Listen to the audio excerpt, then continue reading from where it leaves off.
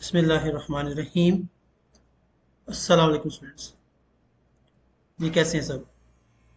मैं अल्लाह से आपकी लंबी ईमान और सेहत वाली ज़िंदगी की दुआ करता हूँ। मैथ 202 की असाइनमेंट 1 LMS पे अपलोड हो चुकी है। 20 नंबर की असाइनमेंट है और 3 मई इसकी लास्ट डेट है।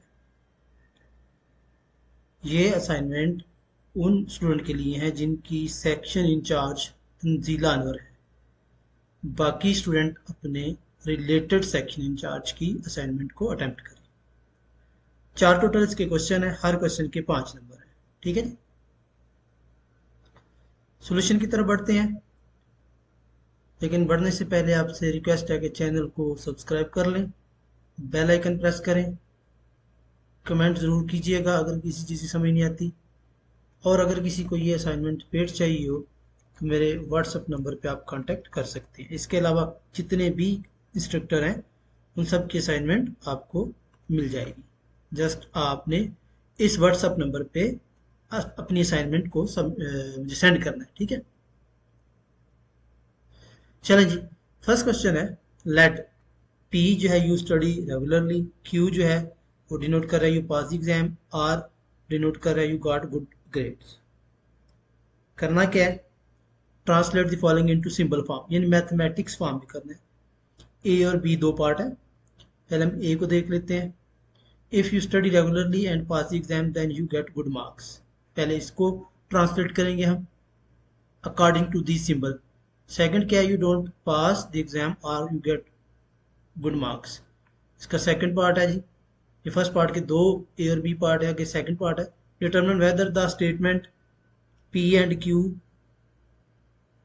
implication है आर की is tautology, or a contradiction, or neither justify with the truth table. तो इसका सोल्यूशन देखते हैं पहले।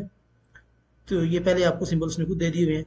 पहले इफ यू स्टडी यानी पी आएगा, रेगुलरली एंड के लिए हमें ये एंड सिंबल यूज करना है। पास एग्जाम के लिए क्या है जी, आर है, सॉरी क्यू है। देन के लिए इम्प्लीकेशन होता है यू गेट गुड ग्रेड्स, तो गुड ग्रेड के लिए आर है। तो ये आपकी सिंबॉलिक फॉर्म आ गई इस सारे स्टेटमेंट की।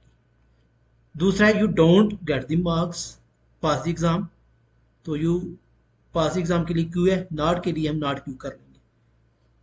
आर के लिए जी यू गेट गुड मार्क्स, ये आर का सिंबल है, वेल सिंबल, और आर ये इस चीज को शो कर रहा है। ठीक है, ये इसका सिंबॉलिक फॉर्म आ गया। आगे ट्रुथ टेबल बनाना है हमने पी एंड क्यू का, P and Q implication R का।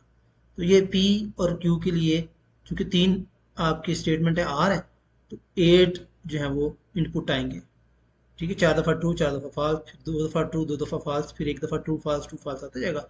एंड निकालना है पी एंड क्यू का। एंड में आपको पता है ट्रू कब होगा, जब दोनों ट्रू होंगे। ठीक है, कोई एक भी फॉल्स आ गया तो ये फॉल्स ही आएंगे। आगे इम्प्लीकेशन निकालना है। इम्प्लीकेशन में क्या होगा कि इसका आर के साथ निकालना है, ये फॉल्स कब होगा, जब पहला ट्रू दूसरा फॉल्स होगा। सॉरी, इसको उल्ट करेंगे, पहला ट्रू दूसरा फॉल्स होगा तब ये फॉल्स होगा, अदरवाइज सारे ट्रू आ जाएंगे। ठीक है, तो ये आपका देखें ना तो टोटोलॉजी है ना आपका कंट्राडिक्शन है, और ना ही contingency. It is a contingency, ये आपकी कंटीजेंसी आएगी। ठीक है, ये क्वेश्चन नंबर 2 है। इसको हमने using the law of logic ये चीज प्रूव करनी है कि left hand side right hand side के बराबर आती है। तो ये हमारे पास लेफ्ट हैंड साइड हम लेंगे, यहाँ पर मैं लिख देता हूँ पहले लेफ्ट हैंड साइड। ठीक है जी, तो लेफ्ट हैंड साइड मैंने यहाँ पर ले लिया है।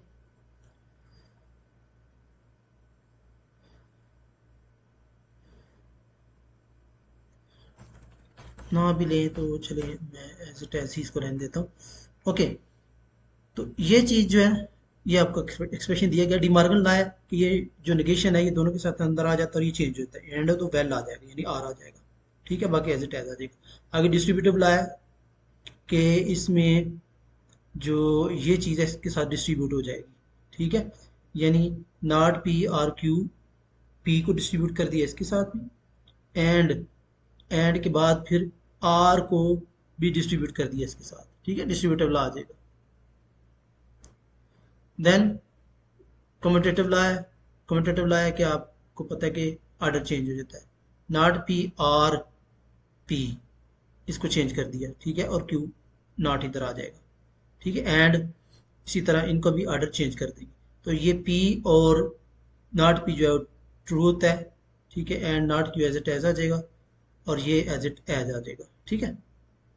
आगे हम देखते हैं जी। फिर इसके बाद ये ट्रू आ गया, नॉट क्यू और ट्रू भी ट्रू हो जाता है, ये सारा एज इट एज आ गया। ये डिस्ट्रीब्यूटिव लॉ, ये इसके आगे उसने जस्टिफिकेशन दी हुई है, ठीक है। और ये सारा आपको फिर पता है ट्रू, ये सारा एंड के साथ करें तो ये सारा एज इट एज आ जाता है। और ये सारा आपका ए के, जैसे कि मैं आपको पहले बता चुका हूँ, ये सारा आपका किसके बराबर आ गया, राइट हैंड साइड के बराबर आ गया, ठीक है। तो यही हमने प्रूव करना था।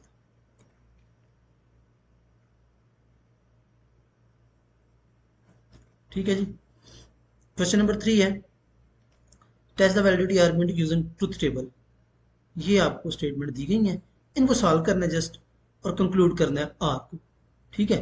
तो ये आपका पी का टेबल आ गया, ये क्यू और ये आर, ये मैं आपको ऑलरेडी बता चुका हूँ। इसके लिए 4 दफ़ा ट्रू, फिर क्यू के लिए 2 दफ़ा ट्रू फॉल्स, फिर आर के लिए 1 दफ़ा ट्रू फॉल्स।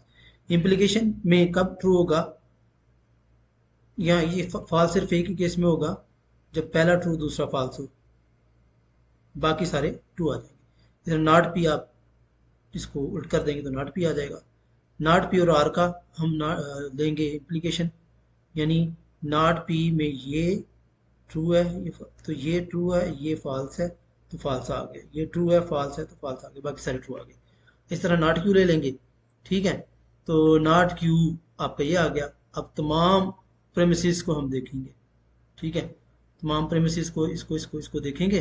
तो ये देखें, ये ट्रू नहीं है, ये भी ट्रू नहीं है, ये भी ट्रू नहीं है, ये भी ट्रू नहीं है, ये भी ट्रू नहीं है, यानी ऐसा एक हमें रो मिली है जिसमें सारे ट्रू है, तो ये आपका है, ठीक है। ओके, एक ऐसी रो मिली है जिसमें सारे ट्रू हैं। तो इसमें कंक्लूजन ये होगा कि आर बी आपका, ये देखें आर अगर देखें तो ये आर है तो ये भी ट्रू है, लेकिन अगर बाकी देखें ये फॉल्स है तो आर भी फॉल्स है, लेकिन ये फॉल्स है आर ट्रू है। अगर ये सेम आ जाते तब हम कहते कि ये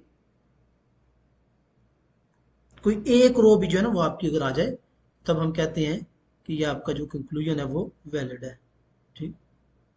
यानी क्रिटिकल रो आपकी एक यही है ना, तो जब ये सारा ट्रू है तो ये भी ट्रू है, इट मीन्स ये जो क्रिटिकल रो है जिसमें सारे ट्रू हों तो उसका कंक्लूजन भी ट्रू आ जाए, तब हम कहते हैं कि ये आर्गुमेंट वैलिड है। Simple is that, okay. तो मैं क्या करता हूँ कि ये जो क्रिटिकल रो है ना, इसको मैं हाईलाइट कर देता हूँ, थोड़ा ज़रा वाजिया हो जाएगा, ठीक है जी। ये क्रिटिकल रो को मैंने इससे हाईलाइट कर दिया,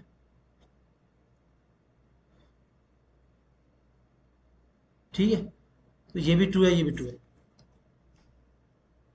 क्वेश्चन नंबर 4 है, ये आपको डायग्राम दिया गया है, इसकी इनपुट और आउटपुट लिखनी है। मैंने इसी को यहाँ पर सॉल्व कर दिया है। पहले मैंने गेट जो है ना पी एंड क्यू का देखें कौन सा ऑपरेशन हो रहा है एंड का, ये इसका आउटपुट मैंने यहाँ पर लिख दिया। इनपुट तो आपका पी और क्यू है ना, तो यहाँ पर मैंने आउटपुट लिख दिया। इसी तरह इस दूसरे गेट पे आ जाए, इसमें देखें पी जो है सिंपल है, पी सिंपल है, और क्यू जो है वो नॉट के साथ आ रहा है। पी और नॉट क्यू का एंड ऑपरेशन है। अब इस पे आ जाए, इसमें देखेंगे तो पी भी नॉट है, क्यू भी नॉट है, पी नॉट है, क्यू नॉट है, ठीक है। अब इन तीनों गेट का आगे से क्या है, इसको मैंने वायलेट कर लिया, जो आउटपुट है ना वायलेट कर लिया। इन तीनों का आर है, ये तीनों का आर ऑपरेशन है। आगे हमने इसका ट्रुथ टेबल बना देना सिंपल सा। ये आप बेशक लिखना चाहें लिख लें, ना भी लिखेंगे तो कोई फर्क नहीं पड़ेगा। तो सिंपली मैंने यहाँ पर इन सब का आर निकाल के, इन सबको सिंप्लीफाई करके अगर आप इस तरह लिख दें फिर भी ठीक है, लेकिन अगर आप इकट्ठा कर लें तीनों का आर निकाल लें तो तब भी आप निकाल सकते हैं। तो ये आपका आउटपुट टेबल बन गया, ठीक है।